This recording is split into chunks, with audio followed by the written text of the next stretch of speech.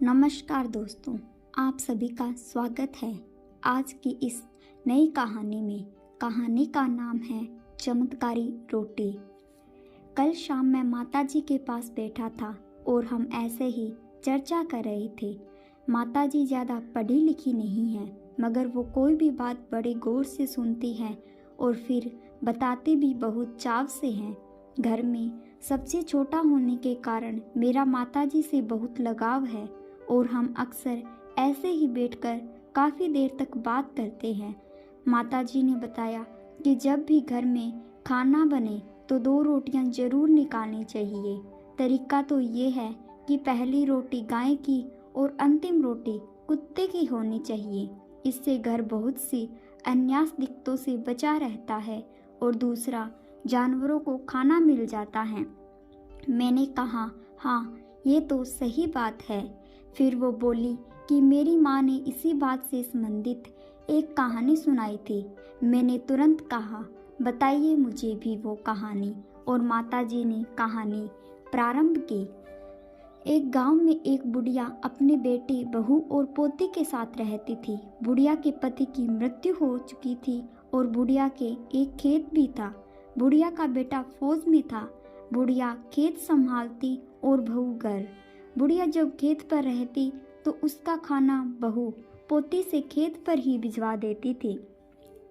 बुढ़िया के साथ एक कुत्ता जो बचपन से बुढ़िया ने पाला था वो भी रहता था। उसका नाम कालू था।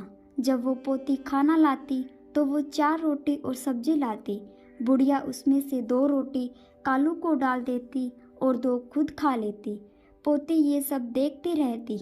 एक दिन पोती खाना लगाती हुई अपनी माँ से बोली कि मम्मी, अम्मा तो 2 रोटी कालू को डाल देती है। बहू ने सोचा कि रोटी ज़्यादा पहुँच रही है तो रोटी की संख्या 3 कर दी। अब बुढ़िया 1.5 रोटी कालू को खिला देती और 1.5 खुद खा लेती। ये भी पोती ने काफ़ी दिन तक देखा और जाकर अपनी मम्मी को बता दिया। बहू को फिर लगा कि रोटी अभी भी ज़्यादा हो रही है अम्मा के लिए, तो उसने रोटी की संख्या घटाकर 2 कर दी। बुढ़िया बिना कोई शिकायत किए 1 रोटी कालू को खिला देती और 1 खुद खा लेती। ये सब भी चल ही रहा था कि बेटे को छुट्टी मिल गई और वो गांव आ गया। घर पहुंचा तो पता चला माँ खेत पर है, तो वो खेत पर निकल गया। कालू दूम हिलाते हुए उसके पास आ गया। उसने भी कालू के शरीर पर हाथ फिराया और माँ के पास पहुंचा। माँ, जा बार तो बहुत दिन बाद छुट्टी मिली है लल्ला। बेटा, अरे माँ, इस बार तो बच ही गया मैं। बस। माँ, हैं वो कैसे? बेटा, अरे सीमा पर लड़ाई छिड़ गई और मैंने भी खूब गोली चलाई, मगर मेरी तरफ जब भी गोली आती तो मुझे धुएं से में रोटी सी दिखाई देती और मैं हर बार बच जाता। जाने कैसा चमत्कार था, मगर मैं बच ही गया बस। माँ, ये सब कालू की दुआ है बेटा। जानवर जहाँ का खाता है वहाँ के लिए दुआ करता है। यही तो वफादारी दिखाने का तरीका है इनका, वरना ये बेजुबान कैसे अपना लगाव दिखाएं। घर की मुसीबत ये सबसे पहले ही अपने ऊपर ले लेते हैं। बेटा, हाँ माँ, तू सच ही कह रही है, यही बात होगी, मगर तू कुछ कमज़ोर सी लग रही है।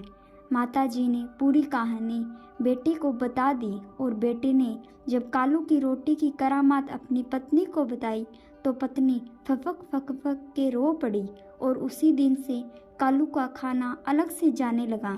जानवर आपका और आपके परिवार का हमेशा भला चाहता है और बदले में बस 2 रोटी ही चाहता है, इसलिए भटकते हैं हमारे आपके घर के चारों तरफ।